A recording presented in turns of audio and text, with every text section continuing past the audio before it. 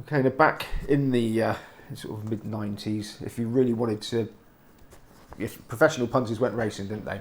They did, because it was no betting tax on course then. It had been abolished in 1987, I think. Yeah, so I remember Eddie the Shoe, Alan Potts, a few others. Yeah. There was a little nucleus of Alan the beard with the big glasses. Yeah. Always had a can of Coke in his hand. Yeah.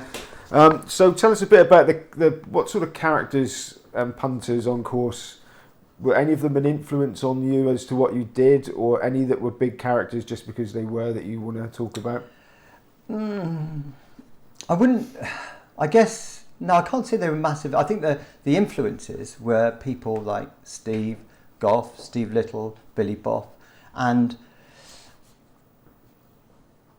certain other people. I can't name them as one massive influence. But what I did when I was going racing, I would sort of sidle up to people who I thought I could learn from and ask questions, and I think that was a big part of helping me sort of progress, was the fact that I wasn't afraid to ask stupid questions and to find out from people. So like people like Eddie Fremantle, who I've known Eddie for 25, 26 years. One day you could turn up to the races and he would be forthcoming and welcoming, and the next day you could turn up to the race course and get him on a bad day, and he would you'd sort of think, oh, have I upset him? But there was so lots of people. So and the race course at the time was sort of full of faces. I wouldn't have regarded myself as a face at the race course, because I was probably more based in the office. So my 100% of my living was not coming from betting horses. It was coming from advising other people. And it always makes me think there was a certain snobbery about at that stage. I'm not sure there still is, but that if you bet purely a bet, then you were up here, and if you bet and you advised, then you were down here. And I sort of couldn't quite work that out, because I thought, well, I'm not a charity. People aren't paying me money because they feel sorry for me. They're paying me money not to tip a horse, but to make the money. And that's really what it came down to. I always said you don't need any expertise to fill out a betting slip, but you need a tiny bit of expertise to make it pay. Okay, we talked about the sectional times, which gave you a massive edge. Yeah. You mentioned to me before we started doing the interview that sort of edge eroded slightly over the years. Yeah. As more people have started to understand the value. So when one edge erodes, you have to find new ones. How do you go about that? Well, every day I get up and think about where am I going to find an edge. So I guess every day that I've done this professionally for 27, 28 years, I've always wanting to look for something that I can see that other people can't see. So I don't think you ever get up and think, well, I tell you what, I need a new edge. I've got to find something. You're always looking for something. So I'll give you an example recently that I've started to do, probably the last 3 or 4 years, is look at the way horses gallop. Nobody looks at the way horses gallop. Well, some people do, but not many. And if you watch me run down a road and you didn't know me, and then 10 minutes later you watch Mo Farah run down the road and you didn't know him, and then somebody said to you and 100 other people who's likely to be the better athlete, 100 people would say Mo Farah as opposed to me. He flows, I run like a giraffe. And it's the same with horses. Good horses gallop fluently. So I can see horses that will never be any good, because it's just the way they move. The legs don't work properly. So I started to analyse the way horses move, and also look at them, what then creates a ground preference for them. So it's not a hard and fast rule, but generally if horses have got low flowing actions, i.e. when you watch them gallop, the hooves don't particularly leave the floor. Daisy cutters. Daisy cutters are right. They're going to want decent ground. But you get horses that have got big knee actions, then the softer the ground, the better. It's not a hard and fast rule, and so I wouldn't say to everybody, always judge it by that. But what that tells you then, so probably at the moment 70% of horses I have a figure for that rates them between how they gallop. So you get a horse that runs on a good surface that's got, I'm talking about a sounder surface, who's got a knee action and perhaps wins. Then people who read the form book would say, right, good action, and that's how. He's won on good ground, so that's the ground he wants. And so, but I'm thinking, he's going to be even better on softer ground. So that gives you another little edge. And also, you talked about sectional timings, that lots of people do it now. When I started, I don't know, I only knew 2 people who did it. But it's also how you interpret it. Everything is down to interpretation as well. So a lot of the edge is gone, because before you could see there would be horses who would, I say before, I'm talking about early 2000s, would be racing at 3-1 that you wouldn't back if they were 16-1. And those edges are gone. The horses that won by 20 lengths but were winning dreadful contests, that were always overbet next time. But if you interpret it correctly, and you can still find edges with the sectional times. So I certainly wouldn't put anybody off investing their time in doing them. And so how do you know when an edge has come and gone? I guess when it stops working. The big edge, when I started doing sectional times initially, what I noticed was that horses, this was coming back on the back of Martin Pipe's success in the 80s and 90s, where most of his horses front ran. Most races were being run too fast. So there was just a massive edge in the early 2000s, probably to about 2010 or 11, where if you just held up horses that would be held up in 16, 17 runner handicaps, you had a massive edge, because the fact they were going to be held up, the leaders were going to go too fast, you could back them each way. Invariably, not always, but the leaders were going to stop, and you might back the horse that's the 10th best horse in the race on form, but he was going to run beyond that because the race was going to be run to suit him. And then Ruby Walsh came to this country, and if you have a look at when Ruby Walsh started coming over here, he's probably here, 2007? Probably a bit before that. But I remember being at Taunton one day, stood in the middle of the track, and probably a handicap hurdle, Ruby Walsh is riding a 10-1 shot.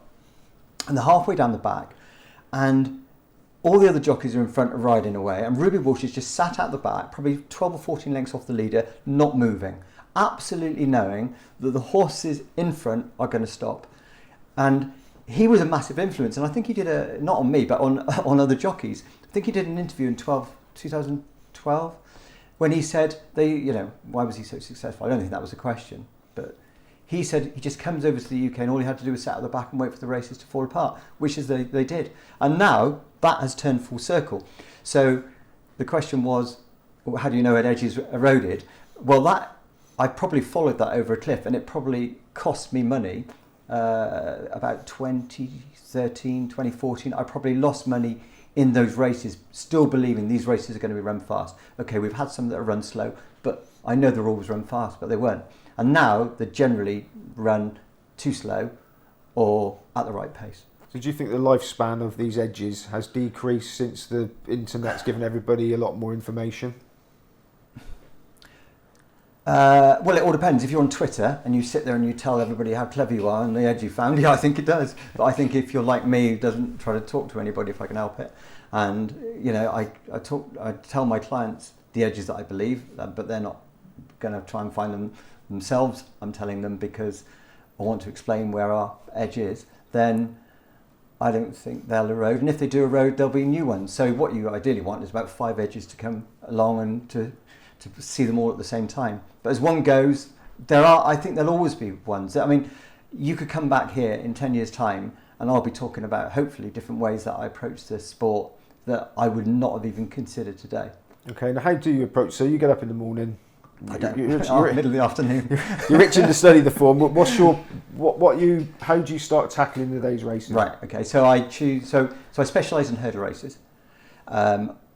I pick the hardest races of the day. So I want to be back in handicap hurdles where there's recent form. So if more than 30% of the runners haven't run this season, I'd avoid them. So ideal scenario, 18 runner handicap, where I can, 18 runner handicap, and I will then look at every single runner in that race as if I've never heard of the horse. So I start absolutely afresh. Obviously, I've rated all the horses from times. I don't rely on anybody else's ratings. I compile all my own, which are all time based on sectional times. So doesn't mean to say the end figure is not the figure, i.e. the final figure of that race, i.e. 3 minutes 53 isn't the important bit. It's how the race was run. So I look at every horse in a race. via form. I'll then look at a video, the last run of probably 75% of those runners, and then having all that information, I'll then try and assess a tissue of what I believe is the right price. So I'll try and come up with a price for every horse. Well, I will come up with a price for every horse in that race that represents absolutely the midpoint between what I'd want to back it at and what I want to lay it at. And that process probably takes as long as, well, not quite as long, probably about half an hour, 45 minutes, just to look at those prices. And when I'm doing that, I will not have seen a price. I won't have seen a betting forecast. I won't have spoken to anybody about the race. I certainly wouldn't have looked at Oddschecker. No one will. I'll have had no idea. So when I put those odds, when I've finished with my odds, they are how I see the race, not how. That's totally an influence. My mind is not polluted at all by anybody else's opinion. And then that then gives me what I think the prices should be, and then I forget about it until 12 o'clock. I don't get involved I never look at the markets until at least 12 o'clock, probably later in the summer. So I'm not influenced. I don't care if a horse was 20. If I think a horse should be 8 to 1 and it was 20 to 1 and is now 12 to 1, I'm not annoyed that I've missed the 20 to 1 and now I'm going to back it at 12 to 1 because I'm still getting value. Equally, if I want to back, well, no, don't want to back, I think a horse should be 6 to 1 and it was 9 to 1 and now it's 9 to 2, I'm not going to back it, but I'm not going to lose any sleep about it.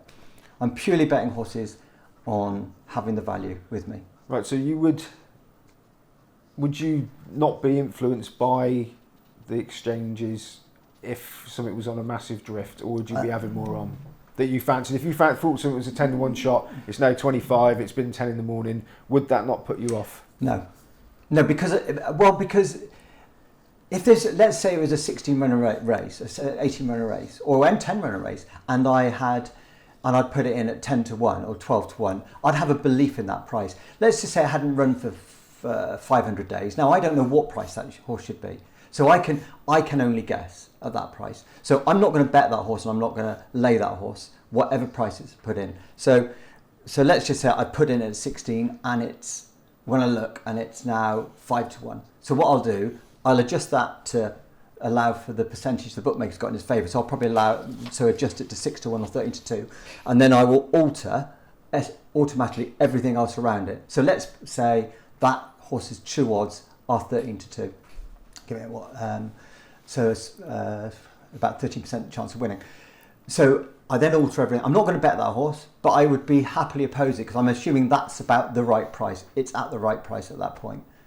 So if there was something that ran 2 weeks ago that I think is a 2 to 1 shot and it's 10, I would have more on. That's absolutely what I would do. And those are the situations where you make your money.